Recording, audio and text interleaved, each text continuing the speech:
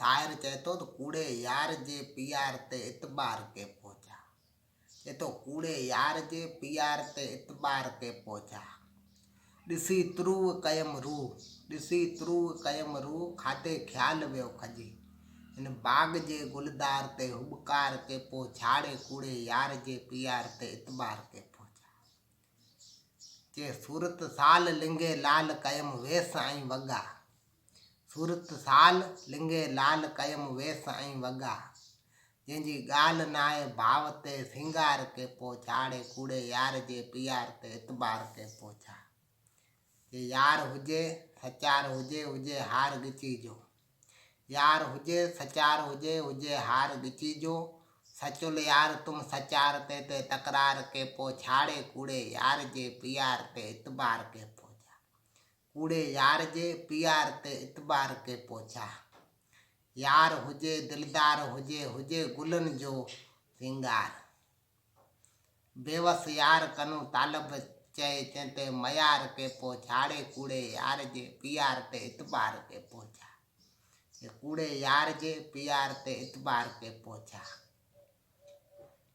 त ही हिकिड़ो कलाम है जेको मुंहिंजो दोस्त हो उहो मुंहिंजो दोस्त मूंखां विछड़ी वियो हुनजे बारे में इहो मूं कलाम यादि कयो है जे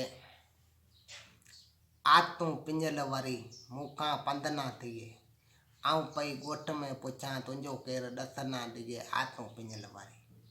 जे कॾहिं कॾहिं तूं परली होटल मथे हुजे हिकु महीनो थियो मूंखे नज़र नथो अचे तोला नियारे मुंहिंजा ही हाल थिया तोखे हिकु ॾींहुं असांखे खिकारणु अचिणो आहे आतूं पिंजल वरी मूंखां पंध न थिए आऊं पई ॻोठ में पुछां तुंहिंजो केरु ॾस न ॾे। पिंजल आहे हिन देश में आऊं ॻोल्हियां पई परदेस में तोला नियारे मुंहिंजा ही हाल थिया तोखे हिकु ॾींहुं असांजे घरे अचिणो आहे आतूं पिंजल वरी मूंखां पंध न थिए आऊं पई ॻोठ में पुछां तुंहिंजो केरु ॾस न ॾे।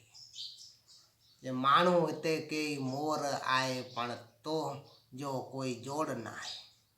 माण्हू हिते कई मोर आहे पण तुंहिंजो कोई जोड़ न आहे। तो मुंहिंजी दिलड़ी खे दुखायो आहे तो सवा मुंहिंजी नथी सरे आतूं पिंजल वरी मूंखां पंध न थिए आऊं पई ॻोठ में पुछां तुंहिंजो केरु ॾस न ॾे आतूं पिंजल वरी। जे तो सवा मूंखे पवन था पूर तोखे ख़ुदा कयो मूंखां दूर चवे बरोच तालब तो ॾिना मूंखे सूर चवे बरोच तालब तो ॾिना मूंखे सूर तोखे ख़ुदा असां खां ज़रूरु मूंखां हिकु बार मिलाए आतूं पिंजल वरी मूंखां पंध न थिए आऊं पई ॻोठ में पुछां तुंहिंजो केरु ॾस न ॾे आतूं पिंजल।